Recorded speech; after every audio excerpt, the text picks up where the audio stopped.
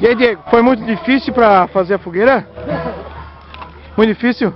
Mais ou menos, né? E pegou fogo muito fácil, assim? Como é que foi? Não, nós tivemos ajuda do Petrobras, né? Juliano Martineghi. Petrobras. Mais uns 50 litros de diesel. Mais um pneu de Hornet.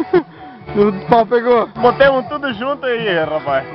Ficou tudo uma belezura. Depois vai ter borrachão com aquela palha lá. Borrachão, vamos fazer borrachão depois.